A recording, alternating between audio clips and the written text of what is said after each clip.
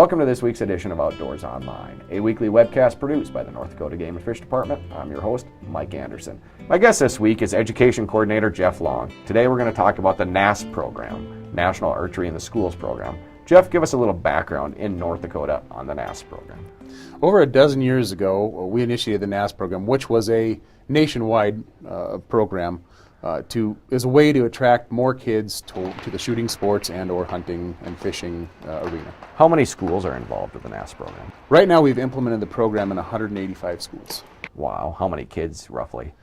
It's hard to get a fix on how many kids, but we did have, NASP just started a nationwide reporting system, and from that system we were able to say comfortably we had 10 to 12,000 kids participating in our state. Okay, and one of the comments we commonly hear for schools that are hesitant in getting into this program is a safety issue.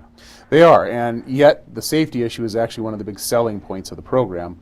NASP is going into their 15th year, beyond their 15th year, and they can still boast an absolute zero accident rate for their program. Why is it so safe, Jeff? The safety comes from the design of the program itself. It's run with whistles. The kids all know what to do. They're all taught this in their gymnasium. And the training of those instructors.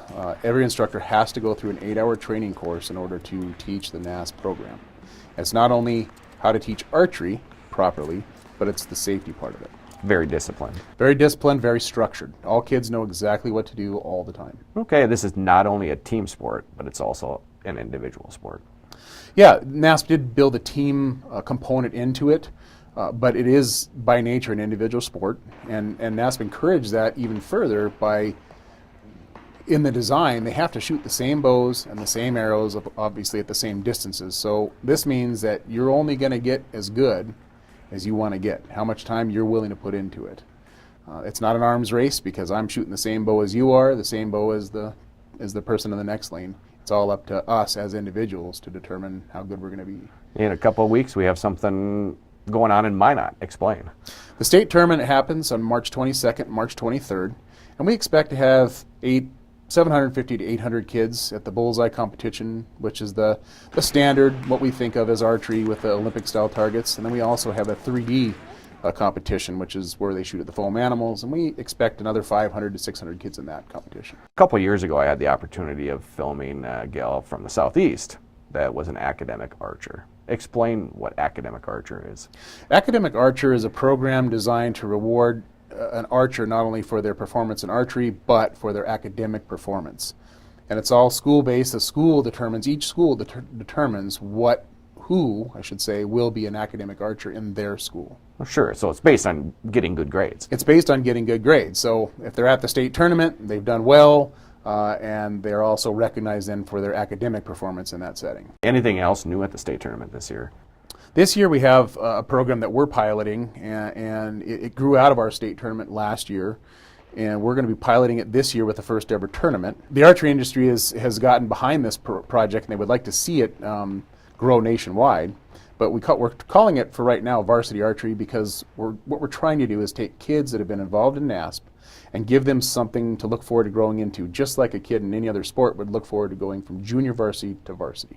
So we're going to give them a little more challenging course. We're going to give them a little more technology with their bows, and see where they go. And this is all happening at the state tournament? It's all happening at the state tournament this year. For an individual to show up and shoot at the NASP tournament, does their coach need to be there?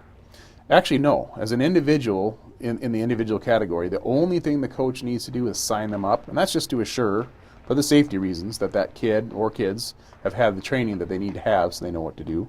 But a coach does not need to accompany them.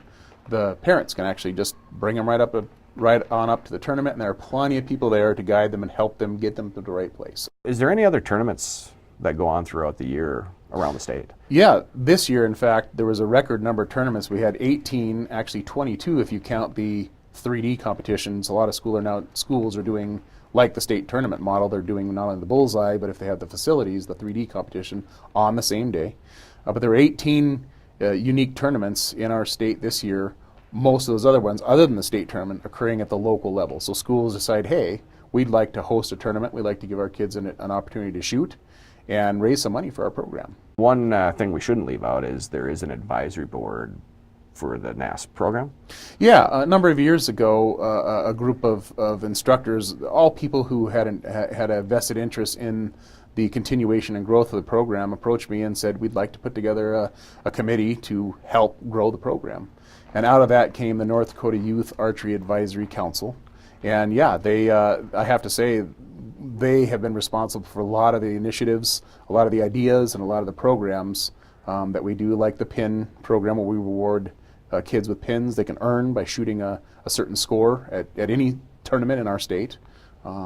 They're the ones that are collecting or soliciting the donations for the scholarship money. Scholarships available in the Olympic style or the bullseye competition, we call it. We have about $20,000 in scholarships that we'll be giving out to the top 5 females and the top 5 males across all divisions. We have elementary, middle, and high school, but it's whoever scores the highest. So yeah, they do a lot of great things. If a school wants to be part of the NAS program, what can they do?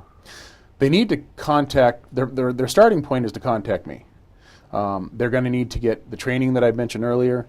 They're also going to need to get equipment, and we have some grants available, both state and national grants available, to help offset the cost of the equipment. A lot of good information, Jeff. Thank you. Thank you. Like Jeff just mentioned, the North Dakota National Archery in the Schools program state tournament is scheduled for March 22nd and 23rd at the State Fair Center in Minot. The tournament will feature competition in bullseye, or Olympic style, and 3D. For Education Coordinator Jeff Long and the rest of the staff here at the Game and Fish Department, thanks for joining us for this week's Outdoors Online. We'll see you again next week.